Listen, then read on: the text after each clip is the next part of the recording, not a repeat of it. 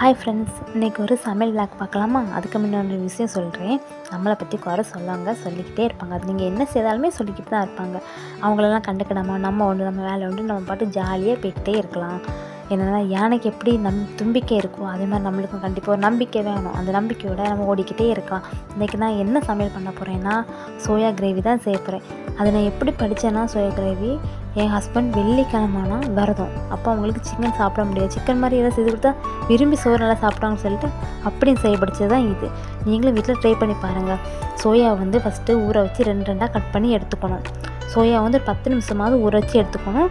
அப்போ தான் நல்லா ஊறி அழகாக இருக்கும். அதை வந்து ரெண்டாக கட் பண்ணது எதுக்குன்னா, அப்போ தான் நம்ம போட மசாலா அதில் கொஞ்சம் நல்லா பிடிக்கும். நல்லா பிடிச்சி அதில் ஊறி இருந்தால் அது சாப்பிட்டா கொஞ்சம் நல்லாயிருக்கும். அதனால் நான் வந்து ரெண்டாக அதை கட் பண்ணி எடுத்து வச்சுக்கிட்டேன். கட் பண்ணி எடுத்து வச்சதை அதில் வந்து ரெண்டாக கட் பண்ணி எடுத்து அதில் வந்து என்னெல்லாம் போடணுன்னா, நம்ம ஃபஸ்ட்டு வத்தல் பொடி வந்து உங்கள் எரிப்பு தக்கன லைட்டாக போட்டால் போதும். ஏன்னா நம்ம அந்த கிரேவி கூட நம்ம வத்தல் பொடி சேர்ப்போம். அதனால் வந்து இதில் லைட்டாக போட்டால் போதும். வத்தல் பொடி போட்டுக்கிட்டு அப்புறம் கொஞ்சம் உப்பு போடணும். நான் வேணும்னா சிக்கன் மசாலா வந்து போட மறந்துட்டேன். அந்த வீடியோ நான் எடுக்கலை. அதுக்கப்புறம் நான் ரெண்டாவது இதில் சிக்கன் மசாலா தூவிக்கிட்டேன். அதுமாதிரி நீங்களும் இதில் வந்து சிக்கன் மசாலா லைட்டாக போட்டுக்கோங்க. தூவி இப்படி எடுத்து வச்சுக்கணும். ஒரு 5 நிமிஷமாவது எடுத்து வச்சுக்கிட்டு அதுக்கப்புறம் நல்ல எண்ணெய் வந்து காயணும். எண்ணெய் வந்து சூடாக்கி எண்ணெய் காய்ஞ்சதுக்கப்புறம் நம்ம மசாலா தடவி வச்சுருக்கத வந்து பொரித்து எடுக்கணும். பொரித்து எடுக்கிறதுக்கு ஒரு 5 நிமிஷமாவது போடணும். ஒரு 5 நிமிஷம் போட்டாலே போதும். 2 பக்கம் மாற்றி போட்டால் நல்லாவே பொரிஞ்சு வந்துடும். அதை பொரிஞ்சு வந்ததையும் நம்ம தனியாக எடுத்து வச்சுக்கிட்டு தனியாக எடுத்து வச்சுக்கணும். ஆனால் என்ன, எனக்கு சமையல் பற்றி எனக்கு நிறையலாம் தெரியாது. நான் சொல்கிறேன், ஆனால் நீங்கள் செஞ்சு பாருங்கள். இது உங்களுக்கே நல்லா பிடிக்கும். இதே மாதிரி லைட்டாக பொடி மெதுவாக வறுத்தி எடுத்து வச்சுக்கிட்டு ஒரு 5 நிமிஷத்துலேயே நீங்கள் பார்த்தீங்கன்னா உங்களுக்கு வந்து லைட்டாக ஒரு கலர் மாதிரி வரும். இந்த மாதிரி ப்ரௌன் கலரில் வந்துடும். நீங்களும் அந்த மாதிரி இந்த ப்ரௌன் கலர் வந்ததுக்கப்புறம் இன்னொரு பக்கம் மாற்றி வச்சுக்கிட்டு 2 பக்கம் மாற்றி விட்டுக்கோங்க. அப்போனா இதே மாதிரி 2 பக்கம் ப்ரௌன் கலர் நல்லாவே கிடச்சதுக்கப்புறம் அதை ஒரு பாத்திரத்தில் தனியாக எடுத்து வச்சுக்கோங்க. இதே மாதிரி பார்த்துக்கோங்க. இந்த மாதிரி கலர் வந்ததுக்கப்புறம் தனியாக எடுத்து வைங்க. வச்சுக்கிட்டு அது கூட என்னெல்லாம் வேணும்னா ஒரு வெங்காயம், ஒரு தக்காளி போதும். அதுக்கப்புறம் இஞ்சி நல்லா இது மாதிரி மசிச்சு வச்சுக்கோங்க. அப்புறம் கருவேப்பிலை, கடுகு, சிக்கன் பொடி இவ்வளோமே எடுத்து வச்சுக்கோங்க.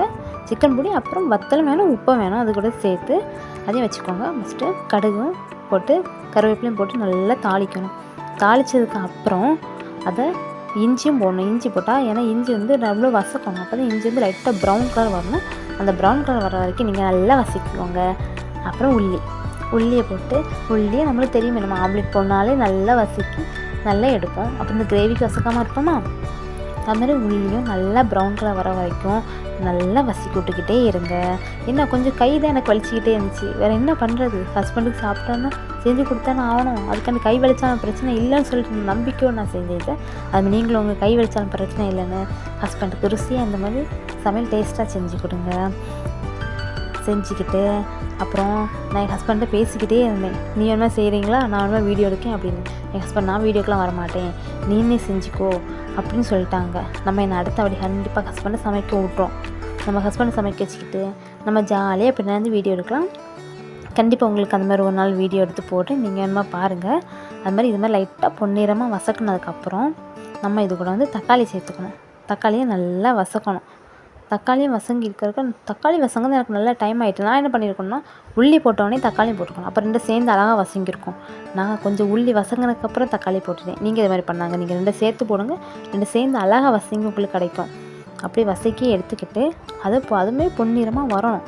தக்காளி வந்து நல்லா மசிஞ்சு நல்லா வசங்கினா தான் அந்த தக்காளியில் லைட்டாக புளிப்பு அது கூட சேர்ந்து அது சாப்பிட கொஞ்சம் டேஸ்ட்டாக சூப்பராகவே இருக்கும். நீங்களும் அது மாதிரி வதக்கி எடுத்துக்க பார்த்துக்கோங்க. எண்ணெய் வந்து கொஞ்சம் மீடியமாகவே ஊற்றிக்கோங்க. ரொம்ப குழுக்குழுன்னு எண்ணெய் இருந்தாலும் ரொம்ப நல்லா இருக்காது. ரொம்ப ஆயிலாக இருந்த மாதிரி இருக்கும். நம்ம எடுக்கும்போதே வந்து அந்த மீல் மேக்கரில் வந்து ரொம்ப எண்ணெய் பிடிச்ச மாதிரி இருக்கும். ஏன்னா நம்ம சும்மாவே அதை வந்து ரொம்ப எண்ணெயில் எடுத்து பொரிச்சு தான் எடுத்துருக்கோம். அதனால் நீங்கள் அதுக்கு தக்கன பார்த்துக்கோங்க. அதுக்கப்புறம் வந்து இது கூட கொஞ்சம் வத்தல் பொடி சேர்க்கணும், சிக்கன் பொடி சேர்க்கணும், உப்பு, இந்த 3ஐயும் எடுத்து பக்கத்துலேயே வச்சுக்கோங்க.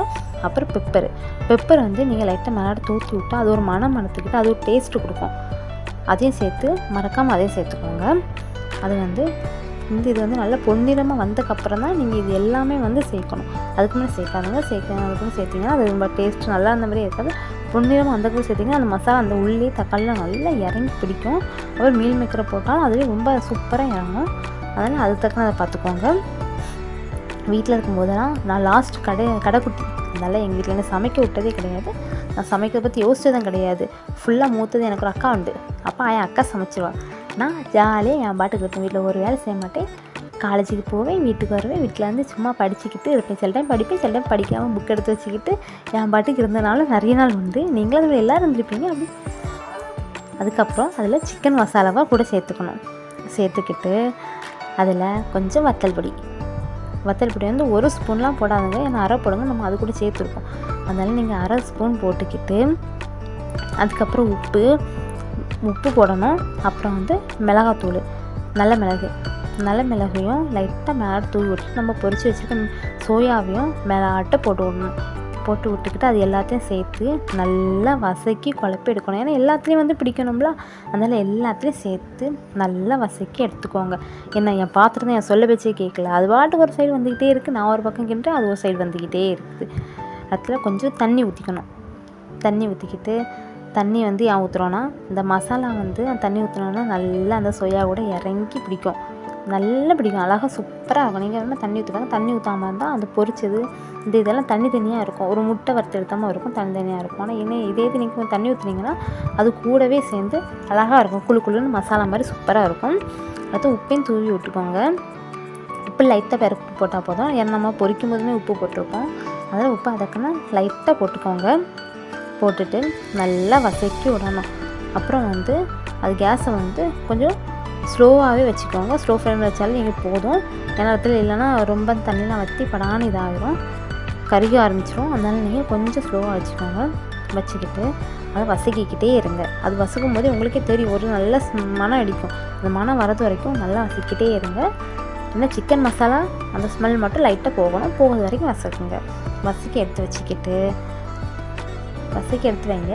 வச்சுக்கிட்டு அப்புறம் என்ன அது கொஞ்சம் நேரம் ஆகிட்டே இருக்கும். அதனால் அதை மூடி வச்சா அதெல்லாம் ஆவிலாம் பறந்து அது கூட நல்லா பிடிக்குமே சொல்லிட்டு நான் மூடி வச்சுக்கிட்டேன் கொஞ்சம் நேரம்.